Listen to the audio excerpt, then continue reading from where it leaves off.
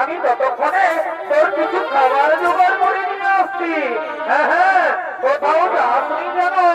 আমি এক্ষুনি আসবো, আমি এক্ষুনি আসবো, আমি এক্ষুনি আসবো।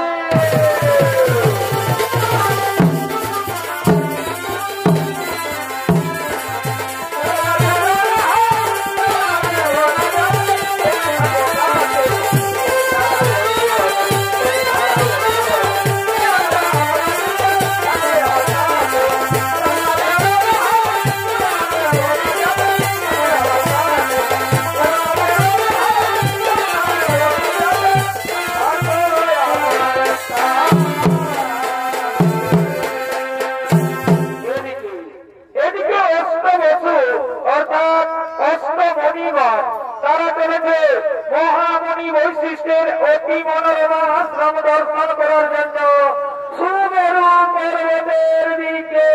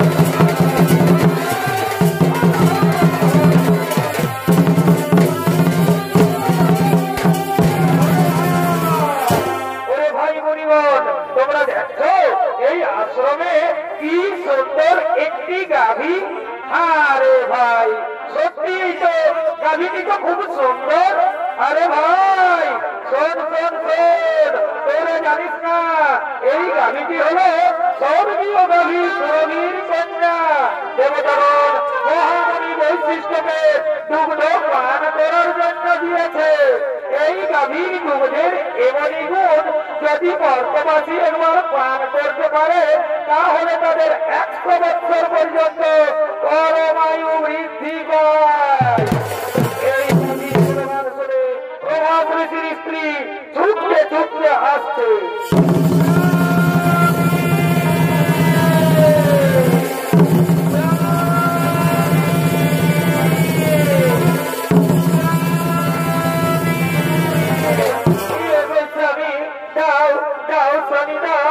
এই গাভীটি তুমি আমায় হরণ করে দাও, এই গাভীটি আমার ভীষণ প্রয়োজন।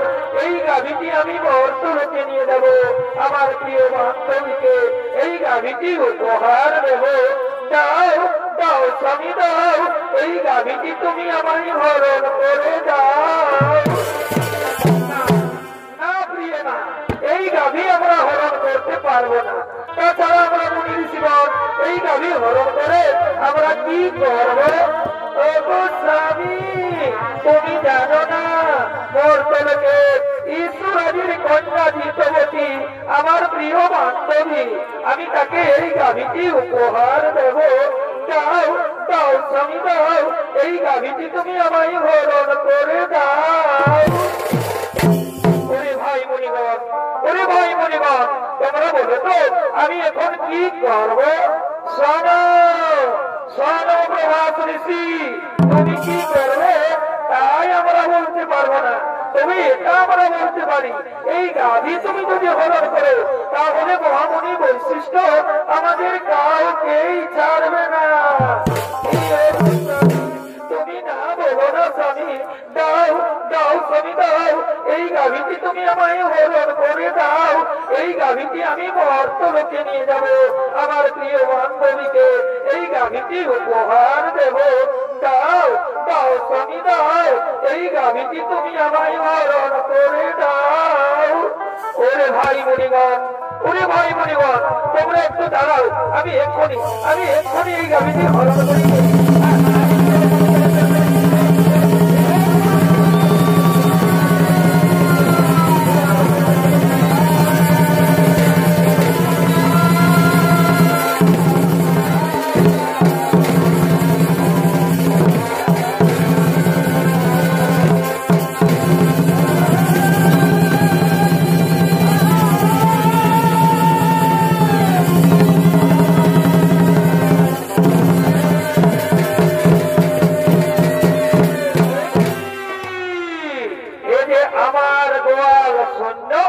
কোথায় গেল আমার দিব্যগাভী নন্দিনী? আমার নন্দিনীকে তো গোয়ালে দেখা যাচ্ছে না। নন্দিনী নন্দিনী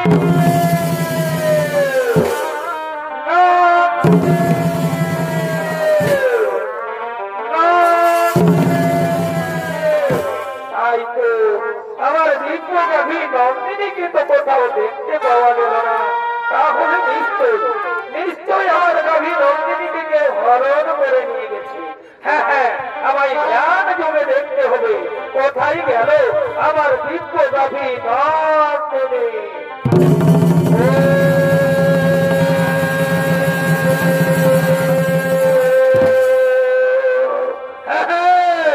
বুঝতে পেরেছি, অষ্টবছর তোমরা এসেছিলে আমার অতি মনোরমা আশ্রম দর্শন করার জন্য। তোমরা আমার দিব্যগাভী নন্দিনীকে হরণ করে নিয়ে গেছো মর্তলোকে। যাও, আমি তোমাদের অভিশাপ দিচ্ছি, মর্তলোকে মানব কুলে জন্ম নেবে তোমরা।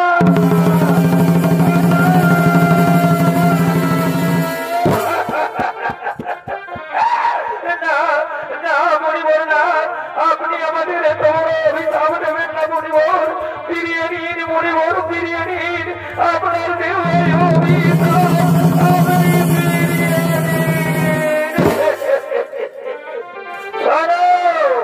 শোনো প্রভাত ঋষি, একবার যখন মন থেকে বাক্য বের করেছি তখন তার লঙ্ঘন হবে না।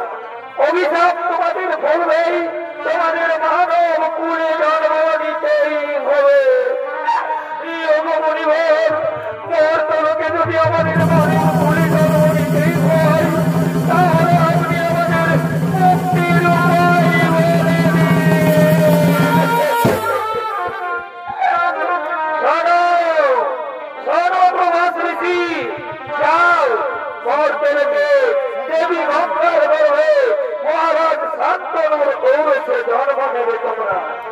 বাকি 7 জন ঋষি যারা তোমার সঙ্গে ছিল তাদের অপরাধ একটু কম, তাই তারা জন্মের পরেই মুক্তি লাভ করে ফিরে আসবে এই বলেছে।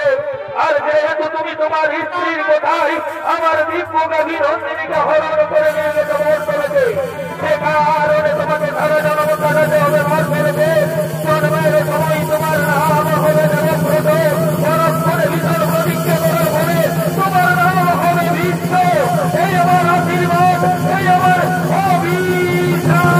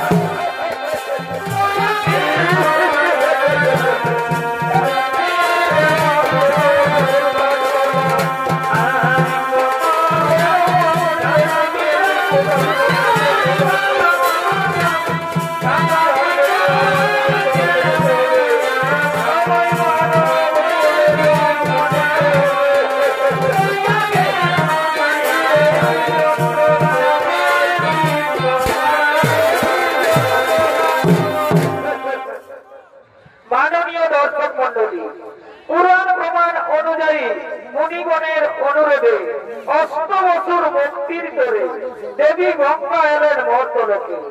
মহারাজ শান্তনুর ঔরসে দেবী গঙ্গার গর্ভে জন্ম নিলেন অষ্টবসু। অষ্টম গর্ভে জন্ম নিলেন প্রভাস ঋষি। জন্মের সময় তার নাম হয় দেবব্রত। পরক্ষণে ভীষণ প্রতিজ্ঞা করার ফলে তার নাম হয় বিশ্ব। আর এদিকে কাশী রাজের কন্যা অম্বা, সে সভাধিপতি শাল্যরাজের প্রেমে পড়েছে। তাই সভাধিপতি শাল্যরাজ ছুটে চলেছে অম্বার সঙ্গে দেখা করার জন্য নির্জনে।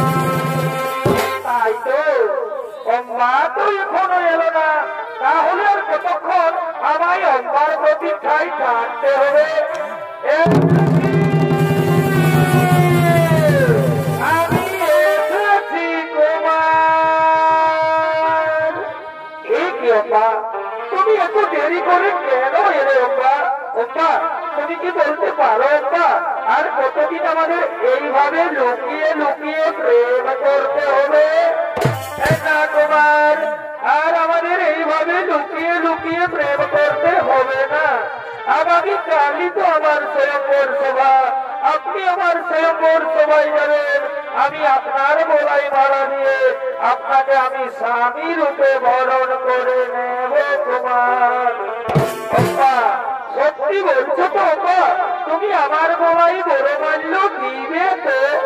হে কুমার, যার সঙ্গে আমার এতদিন থেকে ভালোবাসা, আমি তাকে ছাড়া কি অন্য পুরুষের বলে মালা দিতে পারি কুমার? তাই তুমি আমার, তুমি আমার, তুমি আমার। অম্মা জানো অম্মা, আজ আমার কি আনন্দ হচ্ছে অম্মা, আজ আমাকে আনন্দে নাচতে ইচ্ছে করছে অম্মা। সত্যি বলছো কুমার? আমারও তাই, আজ আমাকে আনন্দে গাইতে ইচ্ছে করছে।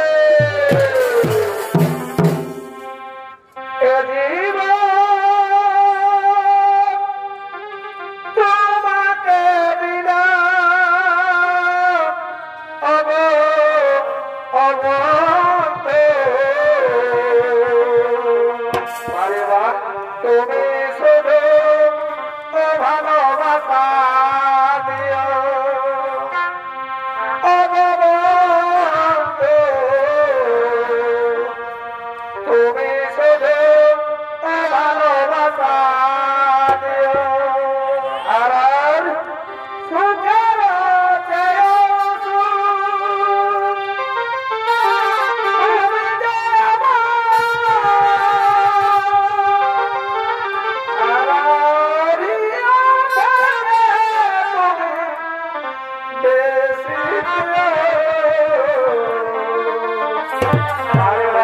তুমি শুধু ভালোবাসা দিও অবন্ধু, তুমি শুধু ভালোবাসা দিও।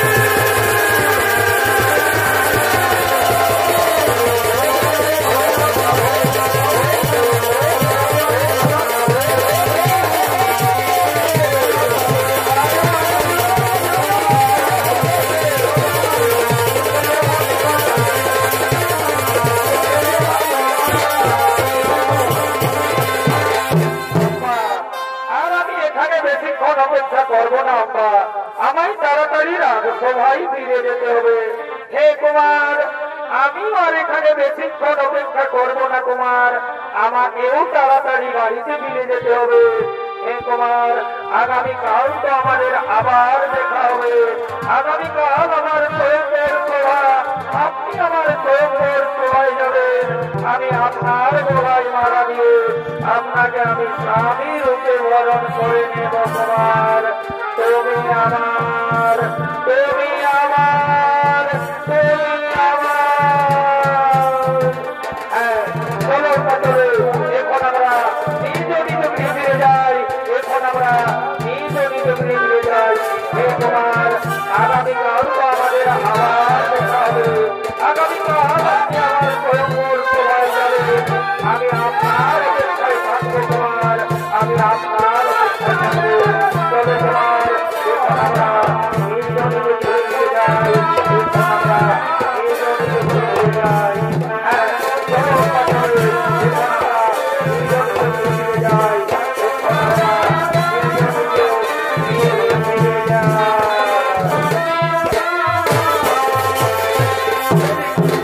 এদিকে কাশীরাজের তিন কন্যা অম্বা, অম্বিকা ও অম্বালিকা।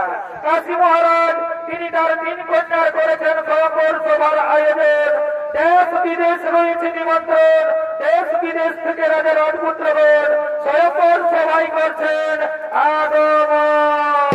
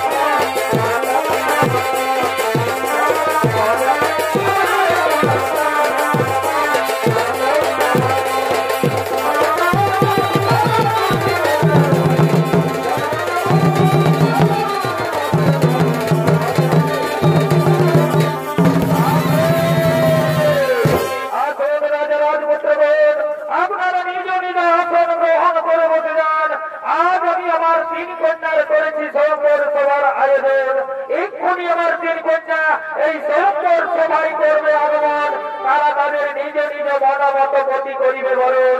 আপনারা বসে যান, আপনারা বসে যান, আপনারা নিজ নিজ আসন গ্রহণ করে বসে যান।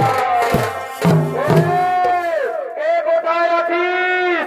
তোরা তাড়াতাড়ি করে আমার তিন কন্যাকে এই স্বয়ম্বর সভায় নিয়ে বনের বাগানে ফুটিল ফুল রে রসিনী ভ্রমর আইল না ফুলের মধু খাইল না।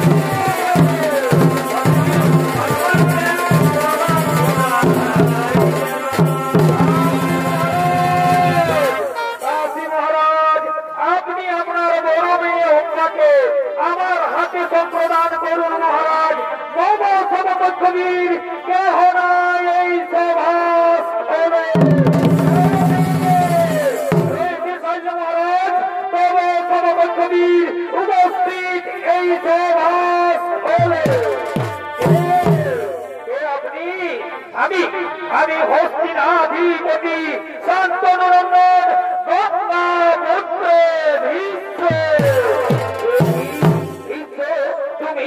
তুমি এসেছে এই স্বয়ম্বর সভায়।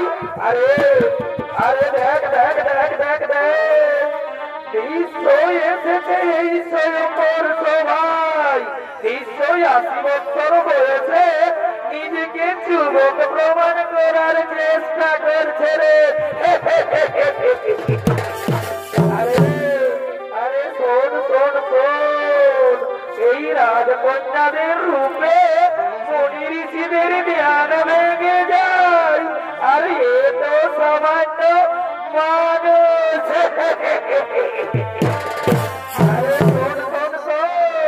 আমার মনে হয় বিশ্ববোধই তার পিতার মৃত্যুর অপেক্ষায় ছিল। তার পিতা মৃত্যুবরণ করেছে, তার মা শাখা পোলাও ভেঙেছে, আর বিশ্ব তার প্রতিজ্ঞাও ভেঙেছে।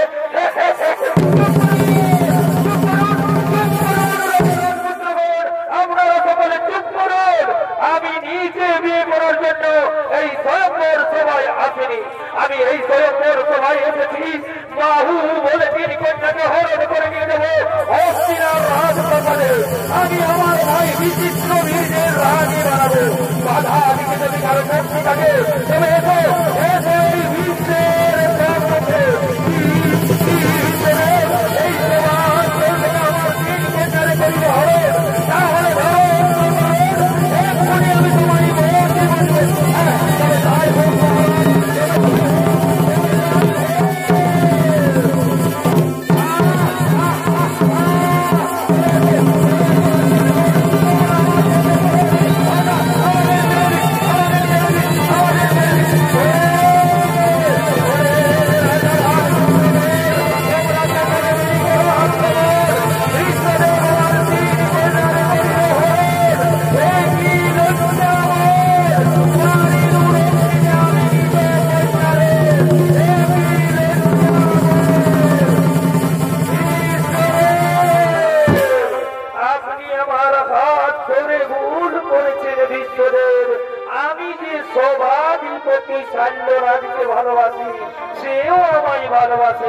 আমি তার বাঘ দশটা স্ত্রী।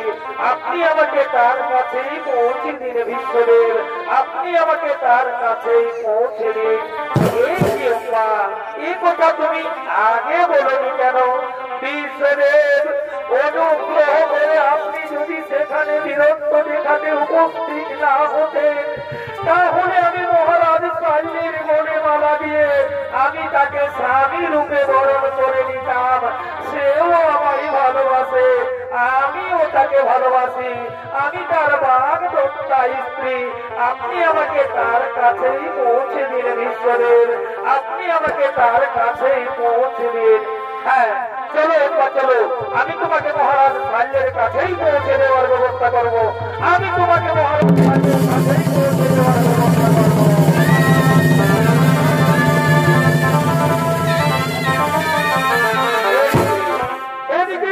মহারাজ তিনি তার রাজপ্রাসাদে বসে রাজকার্য পরিচালনা করছে।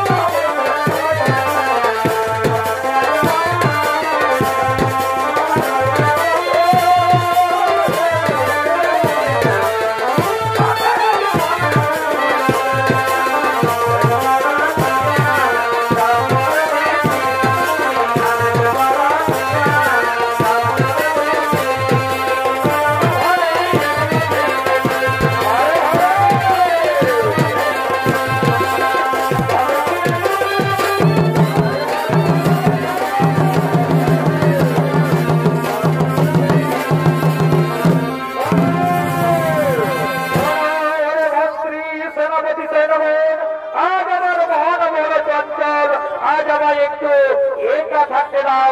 আজ সবার কাজ কিছু হবে না, আজ তোমরা নিজ নিজ ক্ষেত্রে ফিরে যাও। আজ আমায় একটু একা থাকতে দাও, আজ আমায় একটু একা থাকতে দাও, একা থাকতে দাও।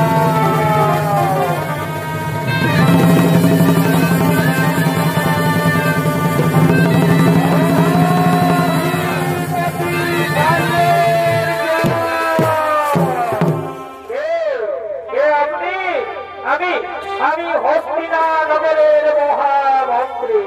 এই দিন মহারাজ আপনার বাগদত্তা স্ত্রী হম্পাকে আপনার কাছে পৌঁছে দিয়েছি, আপনি একে গ্রহণ করুন। আমি এখন আসি মহারাজ, আমি এখন আসি। হম্পা, তুমি এসেছো, বারে স্ত্রী তো স্বামীর কাছেই আসবে, এখনো আমি মনে প্রাণে বিশ্বাস করি আমি তুমি আমার স্বামী। নাও নাও কুমার, তুমি আমায় গ্রহণ করো কুমার। নাও নাও কুমার, তুমি আমায় গ্রহণ করো কুমার। নাও নাও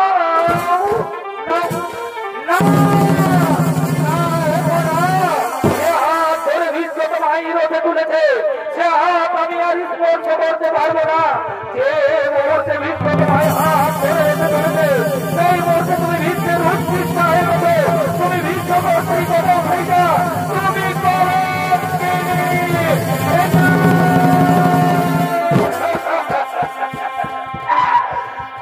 প্রিয় সমাজের কলঙ্ক রাজ আজ আমায় বলছে কলঙ্কিনী। আমি আবারও বলছি, এ হাত ধরে ভীষ্ম বাহির হতে তুলেছে, এ হাত আমি আর স্পর্শ করতে পারবো না। যে মুহূর্তে ভীষ্ম তোমায় হাত ধরে রেখে তুলেছে সেই মুহূর্তে তুমি ভীষ্মের উৎকৃষ্ট হয়ে গেছে। তুমি ভীষ্ম কর্তৃক অপহৃতা, এই অপহৃতা নারীকে গ্রহণ করবে না। তুমি তোমার বিশ্বদেবের কাছেই ফিরে যাও, তুমি তোমার বিশ্বদেবের কাছেই ফিরে যাও, তুমি তোমার বিশ্বদেবের কাছেই ফিরে যাও।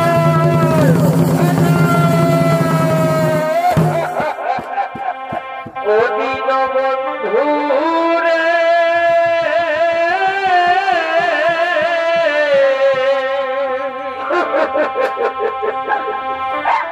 তুমি বিনা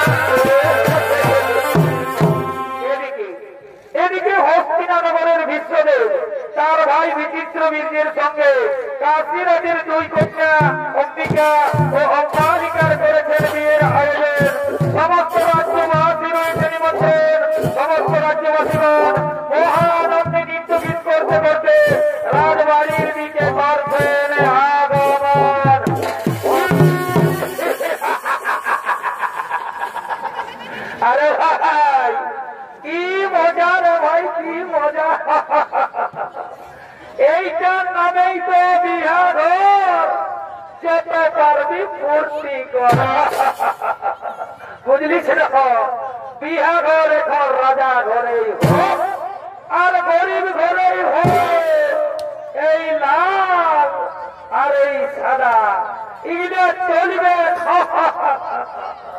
ডিজে বাজবে আর নাচ খেলে হবে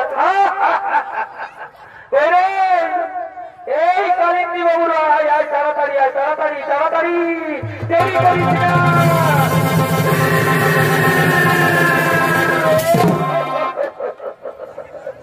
আরে বাজা বাজা বাজা এইটাইতে বিহা ঘরের মজা বড়িয়া বড়িয়া রঙির বাতল দেখিলে আমারই মাথা যে ঘুরা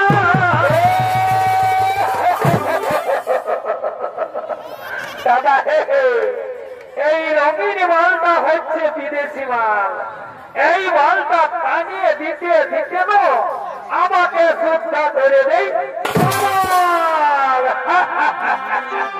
রঙিন বাতল দেখিলে আমার মাথা যে ঘুরাই আর দিল সে টানিয়ে দিলে বলার কিছুই আরে ভাই এই দিন সে মালটা হচ্ছে আমাদের দেশি মাল বুঝলে না ওই জন্যই আর আদরটা অনেক বেশি ও মন গেল হরে মাঠে মন গেল হরে মাঠে আর নাচে নুচে ঘাটে দিব সারি রাতে সারাদিন মরে গেলে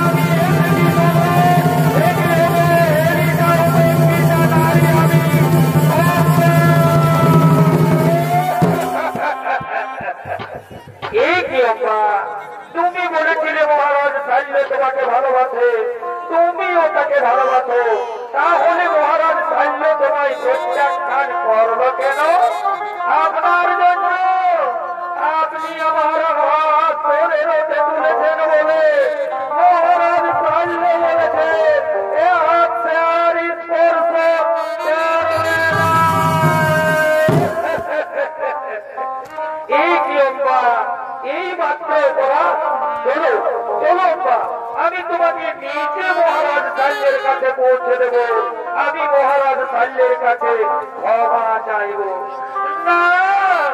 আজ আর আমি মহারাজ শল্যের কাছে ফিরে যাব না। মহারাজ শল্য আজ আমার চোখে নরকের প্রেমিকের মায়াবী চাই। কি যাও মা, আমি যাই স্বামী রূপে তোমাকে। না না হোক না, অতীতেই ফেলে গেছে জীবনের সুখ, জীবনের সুখ স্বাচ্ছন্দ্য সমাধানের আত্মা অতিরিয়া লইয়াছি বিশ্বনাম। পূর্বেই প্রতিজ্ঞা করিয়াছি আমি জীবনে কখনো বিয়ে করব না। তাই তো আজ আবার বলি, এই পৃথিবীতে যতই রমণী সকলে আমার জননী। তাই জননী পদে বুঝি তোমায় করি নমস্কার। আদি হতে দূর হয়ে তোমার আমার মধ্যে মহান অন্ধকার।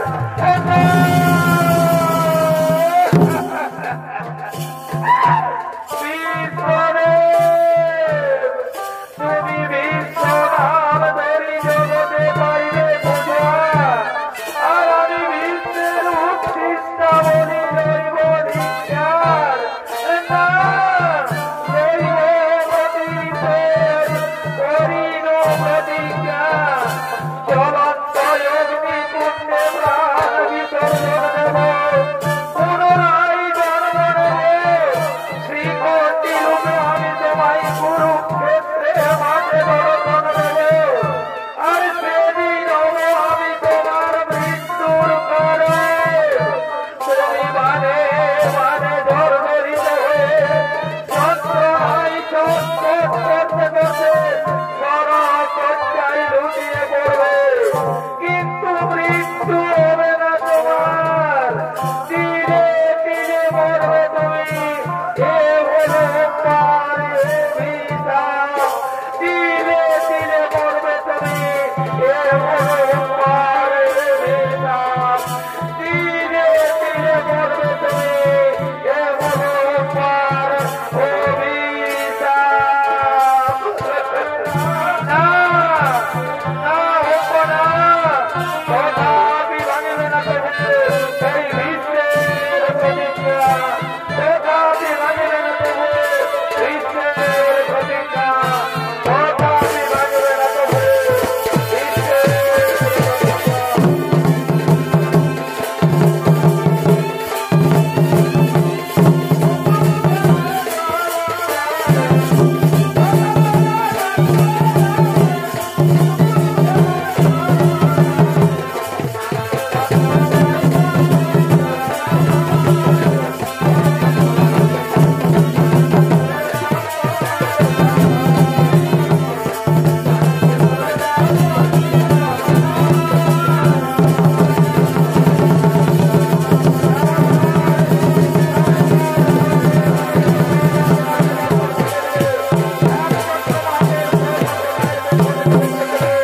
বিশ্বের প্রতিজ্ঞা বা অপার অভিশাপ চরিত্র বলাকারী আমরা এখানে সমাপ্ত করলাম। নমস্কার, জয় শিব শম্ভু, জোহার জোহার, দণ্ডবোধ, রাধে রাধে।